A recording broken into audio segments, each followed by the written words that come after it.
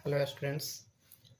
आज हम लोग क्लास 10 का चैप्टर 7 निर्देशांक ज्यामिति का कुछ बेसिक चीज़ को देखेंगे। ठीक है, उसके बाद चैप्टर को हम लोग स्टार्ट करेंगे। चैप्टर का हर एक क्वेश्चन हम डील करके अच्छी तरीके से बताएंगे। ठीक है, चलिए तो बेसिक चीज़ समझते पहले निर्देशांक ज्यामिति में। ठीक है, निर्देशांक ज्यामिति में बेसिक चीज़ समझते हैं और निर्देशांक ज्यामिति का ये भी देखते हैं जो इसका उपयोग कैसे होता था।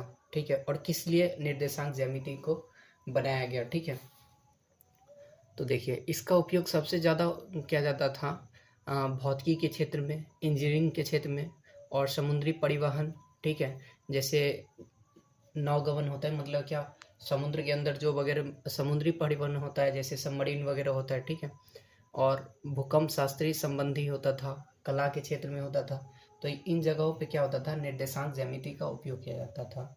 और इसके अंदर हम लोग ज़्यादातर दूरी के बारे में पढ़ते थे। ठीक है, यानी दूरी निकालने के लिए दूरी कैसे निकाला जाता था। ठीक है, ये चीज़ को इसके अंदर हम लोग ज़्यादा पढ़ते हैं। ठीक है, जैसे कोई ट्रायंगुलर शेप बन रहा है तो ट्रायंगुलर शेप में अगर तीनों मतलब 3 साइड है तो तीनों साइड का कितना कितना लेंथ है, कितना दूरी है उसका। ठीक है, तो इस चीज़ के बारे में हम लोग इस चैप्टर में पढ़ते हैं। ठीक है, तो आइए सबसे पहले हम बेसिक चीज़ समझते हैं। ठीक है, निर्देशांक ज्यामिति।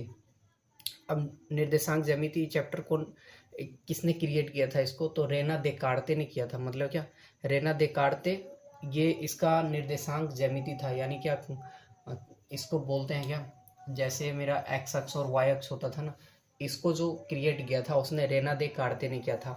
ठीक है, तो आइए सबसे पहले समझते हैं इसमें इसको कौन सा लाइन बोला जाता है, इसको कौन सा, जैसे हम लोग ग्राफ्स बनाते थे तो ग्राफ्स में ये लाइन आते थे ना। ठीक है, तो इसी में समझते हैं इस लाइन को क्या बोला जाता है, इसका नाम क्या होता है। ठीक है, ये जो यहाँ पे एक दूसरे को काट रहा है तो इसको क्या बोलते हैं। ठीक है, तो चलिए सबसे पहले स्टार्ट करते क्या, ये क्षैतिज लाइन से। ठीक है, ये लाइन क्या होता है, क्षैतिज लाइन होता है। ठीक है, क्षैतिज रेखा होता है और ये एक ऊर्ध्वाधर रेखा होता है। ठीक है, अब ये जो एक दूसरे को जहाँ पे काटते हैं उसको बोला जाता है मूल बिंदु। ठीक है, इसको बोला जाता है मूल बिंदु, इसको बोला जाता है एक्स अक्ष। ठीक है, और इसको बोला जाता है एक्स डैश अक्ष, यानी ये माइनस वाला टर्म होता है। ठीक है, इसी का माइनस टर्म होता है। और ये होता है वाई डैश अक्ष। ठीक है, और ये होता है वाई अक्ष। मतलब डैश वाला निगेटिव में जाता है और सिंपल जो ऐसे ही रहता है तो उसको हम पॉजिटिव में लिखते हैं। ठीक है, इतना चीज़ समझ में आ गया। चलिए अब समझते हैं इसमें, अगर यहाँ पे अगर इस तरफ, यानी ये जो ओरिजिन पॉइंट मूल बिंदु है, तो मूल बिंदु से अगर दाहिने तरफ जाते हैं तो उसका मान किस में जाता है, प्लस में जाता है, और बाएं तरफ आते हैं तो माइनस में आता है। ठीक है, तो इस तरीके से यहाँ से अगर लिखेंगे तो इसका मान इधर प्लस में, इधर आएगा तो माइनस में। ठीक है, ऊपर जाएंगे तो प्लस में और नीचे आएंगे तो माइनस में आएगा। अब इसमें देखिए इसमें कितना चतुर्थांश बन रहा है, इसमें टोटल घड़ कितना है, तो 4 घड़ है। जैसे एक यहाँ पे है, दूसरा यहाँ पे, तीसरा, ठीक है, और चौथा। अब ये समझते हैं इस चारों घड़ में जो होता है इसमें मान कैसे कैसे होता है। उससे पहले समझते हैं इसका अगर एंगल हमसे पूछ लिया जाए तो एंगल कैसे बताएंगे। यहाँ पे बनता है 0 डिग्री या तो 360 डिग्री। ठीक है, ये 0 से 360, क्योंकि ये राउंड पूरा करके आएगा तो 0 बनेगा या तो 360 बनेगा। ये होता है आपका 90 का। ठीक है, और ये हो जाता है 180 का, और ये हो जाता है 270 डिग्री का। ठीक है, तो इस तरीके से एंगल बनता है। ठीक है, और इसमें आगे हम लोग आगे जानते हैं क्या, सबका वैल्यू, अगर ये एक्स अक्ष है और वाई अक्ष है तो इसका इस घर में वैल्यू क्या होता है। ठीक है, अब उससे पहले एक चीज़ और जानते हैं, एक्स अक्ष को बोला क्या जाता है, एक्स अक्ष को भुज बोला जाता है। ठीक है, क्या बोला जाता है, एक्स अक्ष को भुज, और वाई अक्ष को बोला जाता है कोटि। ठीक है, तो ये आप लोग के ऑब्जेक्टिव में आ सकते हैं, एक्स अक्ष को क्या बोला जाता है तो भुज, वाई अक्ष को कोटि बोलते हैं। ठीक है, अब ये देखिए ये पहला घड़ है ना, इसको बोलते हैं प्रथम चतुर्थांश, इसको बोलते हैं प्रथम चतुर्थांश, इसको द्वितीय चतुर्थांश, इसको तृतीय चतुर्थांश, इसको चतुर्थ चतुर्थांश। ठीक है, तो इस तरीके से हम लोग ने सारा चीज़ कर लिया। अब आपसे इस चैप्टर में पूछा क्या जाएगा, तो जैसे एक्स और वाई अक्ष है ना, तो इसके बीच का बोलेगा दूरी कैसे निकालेंगे। ठीक है, तो दूरी निकालने के लिए हम क्या करेंगे, उससे पहले देखिए एक चीज़ और समझ लेते हैं, ठीक है, उसके बाद फिर हम ये आगे आएंगे जो दूरी कैसे निकालते हैं। सबसे पहले समझते हैं इस घर में इसका मान क्या होगा। तो मान होता है एक्स अक्ष का और वाई अक्ष का, दोनों का मान हमेशा प्लस में होगा, ठीक है। फर्स्ट घर में मतलब प्रथम चतुर्थांश में एक्स और वाई का मान क्या होगा, प्लस प्लस में, और एक्स डैश और वाई के बीच यानी सेकेंड द्वितीय चतुर्थांश है, इसमें क्या होगा, माइनस और प्लस आ जाएगा, ठीक है। और तृतीय में क्या आएगा, माइनस कॉमा माइनस, यानी वाई का निर्देशांक और वाई डैश का और एक्स डैश का निर्देशांक क्या हो जाएगा, माइनस में आ जाएगा, ठीक है। और ये चौथा चतुर्थांश में क्या होगा, चतुर्थांश में प्लस और माइनस आ जाएगा। अब ये ऐसा हम क्यों लिख रहे हैं प्लस और माइनस, ठीक है, इसलिए क्योंकि हमेशा कोऑर्डिनेट जब भी पढ़ते हैं तो उसमें एक्स का वैल्यू सबसे पहले लिखा जाता है, इसलिए एक्स का मान यहाँ पे प्लस में कर दिए और वाई का माइनस में, ठीक है। यहाँ पे क्या कर दिए, एक्स का निगेटिव, वाई का भी निगेटिव। यहाँ पे देखिए वाई का क्या है, एक्स का निगेटिव, वाई का पॉजिटिव। तो इस तरीके से हम लोग क्या करते हैं, सारा चीज़ इसको निकालते हैं। अब इसमें से ऑब्जेक्टिव कुछ बन सकता है आपको, ठीक है।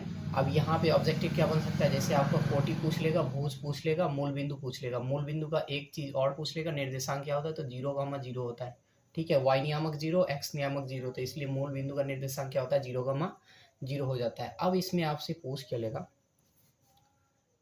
एक्स और वाई अक्ष है ना, इसमें इसका दूरी क्या हो जाएगा, ठीक है। इसी चीज़ को हम लोग अब इसमें पढ़ेंगे, ठीक है। तो दूरी किस तरीके से पढ़ेंगे, चलिए इसका हम फॉर्मूला बताते हैं, फिर चैप्टर में हम लोग क्या करेंगे, क्वेश्चन आंसर कंप्लीट करेंगे।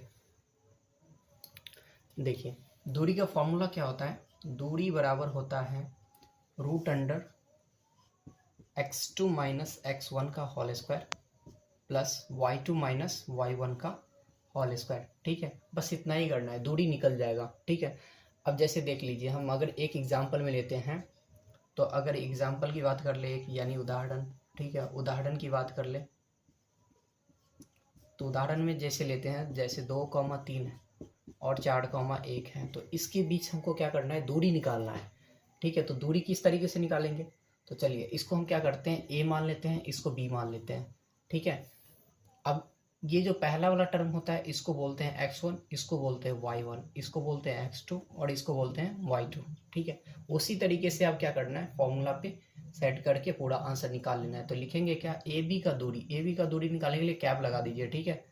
अब ऊपर ए बी का दूरी equal to √under x2, formula क्या है x2, तो x2 का मान हमें कितना दे रखा है, 4, तो 4 माइनस x1 का मान कितना दिया, 2, तो 2 का स्क्वायर यानी 4 माइनस 2 का होल स्क्वायर प्लस y2 कितना दिया, तो y2 हमें कितना है 1 माइनस, और y1 कितना दे दिया, तो y1 का मान है 3, तो यहाँ पे क्या लिखेंगे, 3 लिखेंगे, ठीक है। इसका स्क्वायर कर लेंगे तो ये क्या हो जाएगा, 4 में से 2 गया 2 का स्क्वायर प्लस 1 में से 3 गया तो कितना, -2 का स्क्वायर। अब इसका अगर वर्ग करते हैं तो क्या आ जाएगा, 2 का वर्ग 4 प्लस 2 का -2 का वर्ग 4, तो ये रूट के अंदर कितना हो जाएगा, 8 हो जाएगा, √8 हो जाएगा, ठीक है। अब इसको अगर ब्रेक करेंगे, रूट तोड़ेंगे तो आ जाएगा 2√2। अब जब भी दूरी होता है तो या तो किलोमीटर में या उसका यूनिट लिखना बहुत ज़रूरी है, उसका इकाई लिखना बहुत ज़रूरी।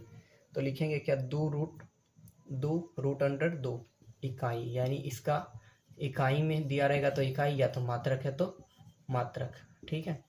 किसी भी तरीके से लिख सकते हैं। ये आपका क्या है, मेन फॉर्मूला है। इस फॉर्मूला के भी आप पे क्या करना है, ये सारा क्वेश्चन इसके अंदर जो आएगा उसको हम लोग कंप्लीट करेंगे। ये एग्जाम्पल है, एक एग्जाम्पल को देख के सारा क्वेश्चन को हम लोग क्या करते हैं, कंप्लीट करेंगे। उम्मीद करता हूँ इतना ये आप सभी को ये बेसिक चीज़ समझ में आ गया होगा, ठीक है। अगर इसमें कुछ और छूटा रह गया, ठीक है, या कुछ और इसमें एक्स्ट्रा पूछना है हमसे तो हमें कमेंट करके पूछ सकते हैं, ठीक है। और चैनल पे नए तो सब्सक्राइब कर लीजिए और वीडियो को ज़्यादा से ज़्यादा शेयर करें।